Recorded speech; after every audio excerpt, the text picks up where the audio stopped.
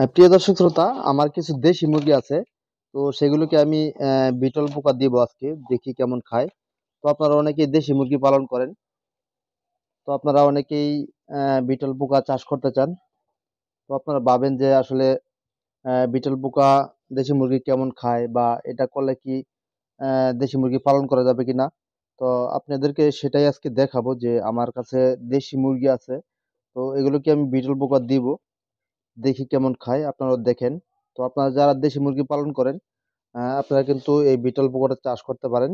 শ্রোতা, এই দেখুন আমার দেশি মুরগিগুলা। তো এগুলোকে আমি এখন বিটল পোকাগুলো দেব। তো এই দেখেন, এই বিটলগুলো আমি পাত্রে ঢেলে দিই। তো আপনারা দেখেন যে দেশি মুরগি বিটল পোকা কেমন খায়। তো আপনারা অনেকেই আগেও দেখছেন আমার বিটল পোকা মুরগিকে দিয়েছি। তো আমার এখানে 8 পিসের মতো দেশি মুরগি আছে। তো এগুলোকে আমি 2 বেলা করে কিন্তু বিটল পোকা দিয়ে থাকি, আর এক বেলা কিন্তু অন্য খাবার দেই।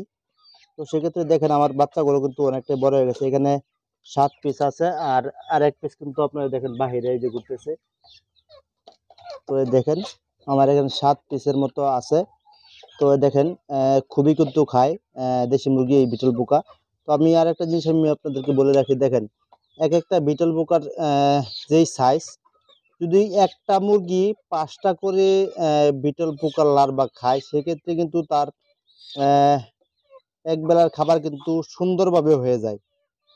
সেক্ষেত্রে আপনারা যদি 2বার করে দিতে পারেন দেশি মুরগিকে এই বিটল পোকাটা, আস্তা বিটলটা, তাহলে কিন্তু 2 বেলার খাবার হয়ে যাবে, সুন্দরভাবেই হবে। কারণ বিটল পোকার যে বড় যে সাইজ, সেক্ষেত্রে কিন্তু পেট ভরে যাবে।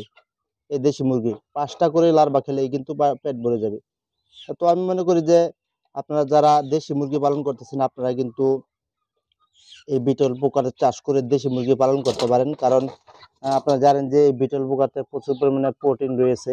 তো বিটল পোকাটা খেলে কিন্তু দ্রুত দেশি মুরগি বাড়বে, এমনকি মাংস বৃদ্ধি পাবে, রোগ বেলাও কিন্তু খুব কম হয়। আর আপনারা জানেন যে এগুলো পাখি মুরগি সবকিছু কিন্তু খেয়ে থাকে এই বিটল পোকা। তো আপনারা যারা দেশি মুরগি বেশ করে পালন করতেছেন, আপনারা কিন্তু এই বিটলটা চাষ করতে পারেন। বিটল চাষ করে যদি আপনারা দেশি মুরগি পালন করেন, সেক্ষেত্রে আপনাদের লাভের সম্ভাবনা বেশি হবে আমি আশা করি। কারণ আপনারা জানেন যে বিটলের যে সাইজ, এটা 5টা করে পোকা খেলে কিন্তু এক বেলার খাবার হয়ে যাবে দেশি মুরগির। বিটল পোকা চাষ করে যদি খাওয়ান, সেক্ষেত্রে আপনারা লাভবান হতে পারবেন দেশি মুরগি থেকে। আমি কিন্তু 2 বেলা দিই বিটল, আর এক বেলা কিন্তু অন্য খাবার দিই, ধান অথবা অন্য কিছু দিয়ে থাকি। তো দেখছেন যে আমার দেশি মুরগিগুলো কিন্তু অনেকটাই সুন্দর, এমনকি বড়। যেহেতু একটু অন্ধকার দেখা যাচ্ছে, এরকম ক্লিয়ার দেখা যাচ্ছে না, বোঝা যাচ্ছে না। তো এই দেখেন কাছ থেকে দেখাই, আমার দেশি মুরগিগুলো কিন্তু খুবই সুন্দর। এই দেখেন। তো আপনারা যদি লাভবান হতে চান, তাহলে কিন্তু দেশি মুরগির জন্য বিটলটা চাষ করতে পারেন। আপনারা জানেন যে আমি বিটল পোকা চাষ করি। তো আমি বিটল কিন্তু বিক্রি করি, পাশাপাশি কিন্তু আমার যেই পাখি এমনকি মুরগি আছে, এগুলোর কিন্তু আমি খাওয়াই। ধীরে ধীরে আমি সবকিছুই আনতেছি। ওইগুলোর আমি কিন্তু বিটল পোকা খাওয়াই, পাশাপাশি কিন্তু আমি বিটলটা সেলও করি। তো আমি আপনাদেরকে দেখাই, আমার এখানে কিন্তু পাখি আছে, কালিম পাখি। আমি কিন্তু কালিম পাখিকেও বিটল পোকা দেই, আমি আগেও আপনাদেরকে দেখাইছি।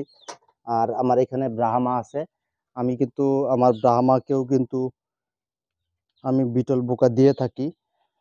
ব্রাহ্মাকে আমি এক বেলা করে বিটল পোকা দিই, দেশি মুরগিকে দিই 2 বেলা করে। আর ব্রাহ্মা মুরগি অন্য 2 বেলা দিই আমি। দেখেন আমি এখানে দিচ্ছি আপনার ভুট্টা ভাঙার ধান, এমনকি এখানে আপনার ফিড আছে। তো সবকিছু মিক্স করে দিয়েছি। এগুলো আমার নিউ অ্যাডাল্ট। আমি 14 পিস নিয়ে আসছিলাম, 14 পিসই আছে আলহামদুলিল্লাহ, অনেকটাই বড় হয়ে গেছে। তো আমার এখান থেকে 2 জোড়া ব্রাহ্মা বিক্রি করা হবে। তো যদি কেউ নিতে চান, তাহলে কিন্তু আপনারা ব্রাহ্মা নিতে পারেন। তো যাই হোক, প্রিয় দর্শক শ্রোতা, আজকে এটাই আপনাদেরকে দেখানোর ছিল। তো যারা দেশি মুরগি পালন করেন, আপনারা কিন্তু বিটলটা নিঃসন্দেহে চাষ করতে পারেন, আপনারা কিন্তু খামারে লাভবান হতে পারবেন। তো আজকের মতো ভিডিওটা এই পর্যন্তই। সবাই ভালো থাকবেন, সুস্থ থাকবেন। আসসালামু আলাইকুম।